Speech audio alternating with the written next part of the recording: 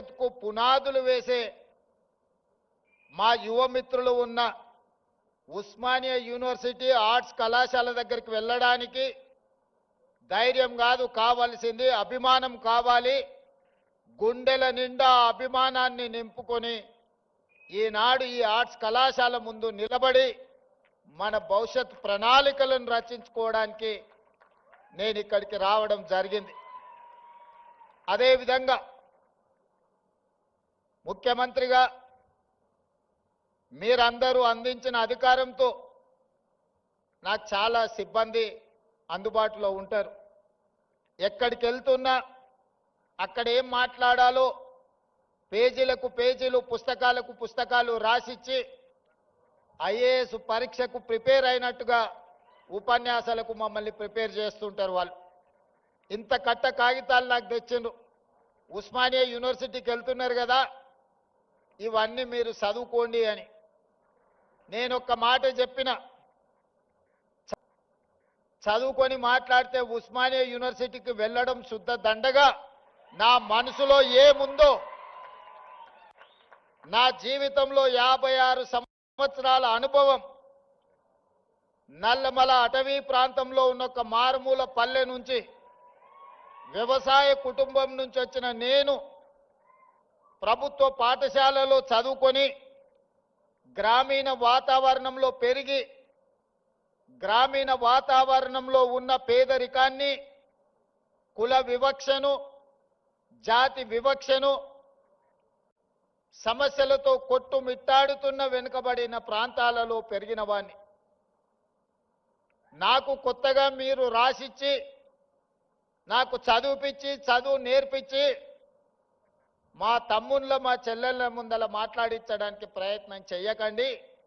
నాకు ఏమనిపించిందో, నా కళ్ళతో ఏమి చూశానో, నాకు ఈనాడు అవకాశం వస్తే ఏమి పరిష్కరించాలనుకుంటున్నానో వాటినే నేను మాట్లాడతాను. వాటి నుంచి విద్యార్థుల సూచనలు తీసుకొని తెలంగాణ మేధావుల యొక్క అనుభవాలను రంగరించి ఈ విశ్వవిద్యాలయాన్ని అంతర్జాతీయ ప్రమాణాలతో తీర్చిదిద్దాలని ఈనాడు ఒక మంచి సంకల్పంతోని, ఆలోచనతోని నేను ఇక్కడికి రావడం జరిగింది. మిత్రులారా, ఈ ప్రాంతానికి నేను నిన్న చెప్పినా, ఇవాళ కూడా నేను చెప్పదలుచుకున్నా. గ్లోబల్ సమ్మిట్ వేదిక మీద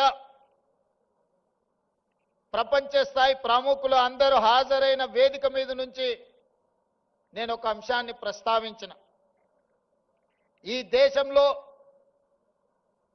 తెలంగాణ ప్రాంతానికి, ఈ భూమికి, ఈ గాలికి, నీరుకి ఒక చైతన్యం, ఒక పౌరుషం ఉన్నది.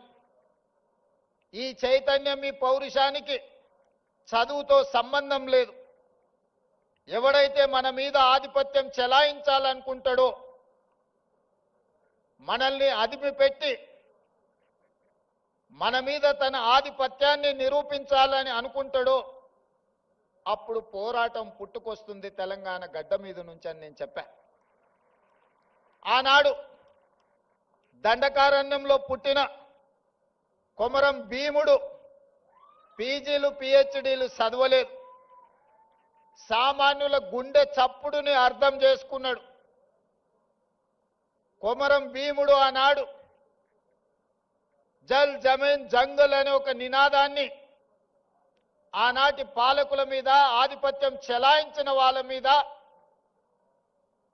ఉద్యమాన్ని ఊపిరిగా తీసుకొని, పోరాటాన్ని పునాదిగా వేసుకొని మర పిరంగులై పేలితే ఆనాటి పాలకులకు గజగజలాడిన అటవీ ప్రాంతంలో పుట్టిన అడవి బిడ్డ, ఆదివాసి బిడ్డ ఆధిపత్యాన్ని సహించలేదు అంటే ఈ నేలకున్న చరిత్ర ఎలాంటిదో నేను అంతర్జాతీయ ప్రముఖులకు చెప్పదలుచుకున్నా. ఆ తర్వాత నిజాములు, రజాకర్లు ఈ ప్రాంతం మీద ఆధిపత్యం చెలాయించడమే కాకుండా వారి రాచరికాన్ని నిలుపుకోవడానికి రాక్షస కృత్యాలకు పాల్పడుతూ ఈ తెలంగాణ ప్రజల మీద దాష్టికాన్ని ప్రదర్శించారు. ఆనాడు చదువుతో సంబంధం లేని దొరల గడీలలో వాళ్ళ పాదాల కిందతో నలిగిపోతున్న సందర్భంగా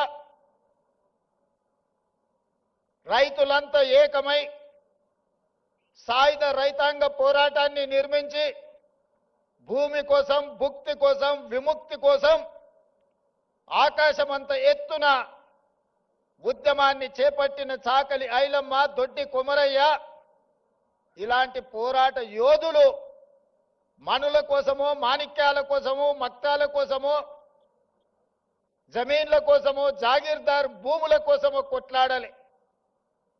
వాళ్ళ మీద ఆధిపత్యం చెలాయిస్తున్న దొరల గడీల మీద పిరంగులై పేలి గడీలను నేలమట్టం చేసి మనకు ఒక స్వతంత్రాన్ని సిద్ధింపజేసిండ్రు.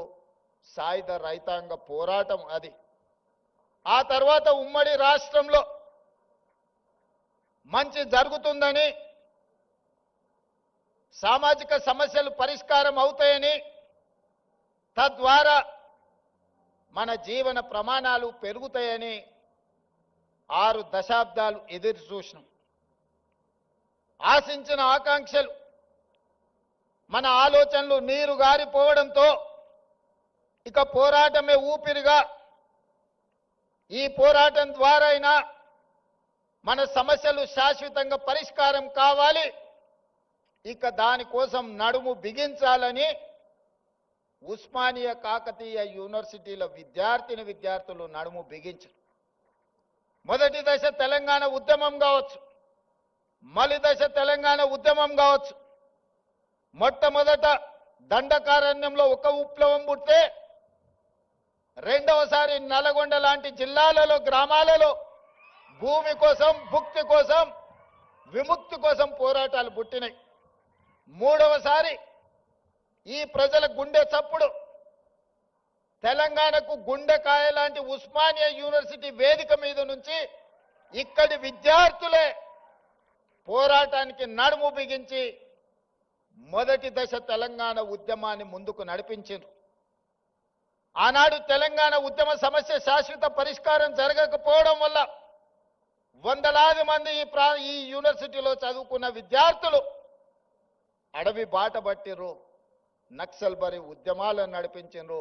అందులో నుంచి పుట్టుకొచ్చిన వాళ్ళే గద్దరన్న లాంటి వాళ్ళు ఎంతో మంది ఈ సమాజానికి దిక్సూచులైన వాళ్ళే కాదు. ఈ ఉస్మానియా యూనివర్సిటీ గొప్ప ఆర్థిక మేధావి పివి నరసింహారావు గారిని ఉత్తమ